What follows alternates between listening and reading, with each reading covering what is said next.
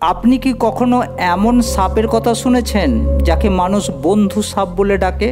হ্যাঁ, আমরা অনেকেই রাজসাপ বা শঙ্কিনী সাপকে মানুষের পরম বন্ধু সাপ বলে জানি।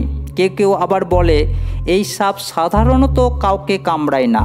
কিন্তু শব্দটা খেয়াল করুন, সাধারণত মানে এই না যে কামড়াবে না, কামড়াতেও পারে। আর যদি একবার কামড়ায় তখন কি হবে সেটা আর আগেভাগে বোঝার উপায় নেই। শরীরের প্রতিক্রিয়া তখন বোঝা যাবে যখন বিষ ঢুকে গেছে শরীরের প্রতিটি স্নায়ুতে। হ্যাঁ, এটাই হলো ভয়ঙ্কর বিষধর শাখামুটি সাপ। অনেকেই ভাবে যেহেতু এই সাপকে বন্ধু সাপ বলা হয় তাই হয়তো তাকে গলায় পেঁচিয়ে ঘুরে বেড়ানো সম্ভব, অথবা একসাথে সুখ দুঃখ ভাগাভাগি করা যায়। কিন্তু বন্ধুর সংজ্ঞা যদি এমন হয় তাহলে এই সাপের সঙ্গে বন্ধুত্ব করতে যাওয়া মানে হলো নিজের কবর নিজেই খোঁড়া। ভুলে যাবেন না, ঠান্ডা রক্তের এই প্রাণীটি আমাদের থেকে একেবারে আলাদা। সাপের সঙ্গে বন্ধুত্ব এটা বাস্তবে অসম্ভব, কারণ এরা বন্ধু হতে জানে না। কেউ কেউ ভাবে সাপ যদি আপনার শরীরের উপরে ঘুমিয়ে থাকে তাহলে বুঝি আপনাকে ভালোবাসে। আসলে তা নয়, আপনার শরীরের উষ্ণতাটুকু সে নিতে চায়। যতক্ষণ না তার শরীর গরম হয়ে ওঠে তারপরে সে নিজের পথে হাঁটা দেয়। শাকামুটি শঙ্কিনী বা ডোরা শঙ্কিনী এটি এলাপিডি পরিবারভুক্ত এক ধরনের বিষধর সাপ। ভারতীয় উপমহাদেশ থেকে শুরু করে দক্ষিণ পূর্ব এশিয়ার বহু দেশে এদের দেখা মেলে। ভারত, বাংলাদেশ, নেপাল, মায়ানমার, থাইল্যান্ড, চীন, মালয়েশিয়া, এমনকি ব্রুনেও পর্যন্ত।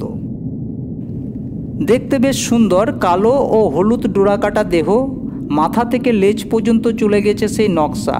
তবে ভুল করবেন না, এই সৌন্দর্যের আড়ালে লুকিয়ে রয়েছে মারাত্মক মৃত্যুর ফাঁদ। এদের দেহের গঠন ত্রিকোণ আকৃতির, আর বিষ-দাঁতগুলো কেউটের মতো সামনের দিকে। শাখামুটির দৈর্ঘ্য 2.1 মিটার পর্যন্ত হতে পারে, তবে লেজটা বেশ ভোঁতা আর ছোট। জন্মের সময় এদের দৈর্ঘ্য মাত্র 20 থেকে 40 সেন্টিমিটার পর্যন্ত হয়। এই বাচ্চা সাপই সবচেয়ে বিপজ্জনক, কারণ ছোট সাপেরা ভয় পেলে হঠাৎ কামড় দিয়ে বসে। এই সাপ সাধারণত মানুষ দেখলে পালায়, মাথা মাটিতে বা ঝোপে লুকিয়ে রাখে আর লেজটা তোলে। অনেক সময় মানুষ লেজটাকে ভুল করে মাথা ভাবে, এখানেই বিপদ। তাই গুজব ছড়িয়েছে শাখামুটি নাকি দুমুখো সাপ। বাস্তবে কিন্তু এই সাপের একটাই মাথা। শাখামুটি সাপ শান্ত ও লাজুক স্বভাবের, সহজে মানুষকে আক্রমণ করে না। বিরক্ত করলে শরীর পেঁচিয়ে নিজের মাথা লুকিয়ে রাখে। তবে শিকার ধরার সময় একে বাজ পাখির মতো আচরণ করতে দেখা যায়। জেনে অবাক হবেন, কালাজ এই সাপের ধারে কাছে আসে না, কারণ শাখামুটি নাকি কালাজ খায়। হ্যাঁ, ঠিকই শুনছেন, শাখামুটি নিজের মতো চলাফেরা করে আর অন্যান্য বিষধর সাপেদের তাড়িয়ে দেয় বা কাছে আসতে দেয় না। এদিক থেকে বলা যায় সে আমাদের একরকম রক্ষাকর্তা। তাই এই সাপকে আমরা বন্ধু সাপ বলি। বন্ধু বলে একেবারে অবহেলা করবেন না। এই সাপের বিষ অত্যন্ত শক্তিশালী নিউরোটক্সিন, যা সরাসরি স্নায়ুতন্ত্রে আঘাত করে।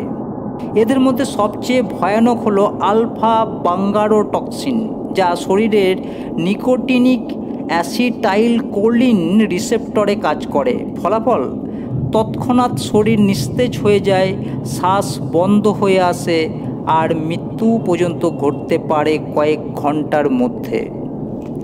তবুও আশ্চর্যের বিষয়, আজও পর্যন্ত ভারতবর্ষে এই সাপের কামড়ে কোনো মৃত্যুর তথ্য পাওয়া যায়নি।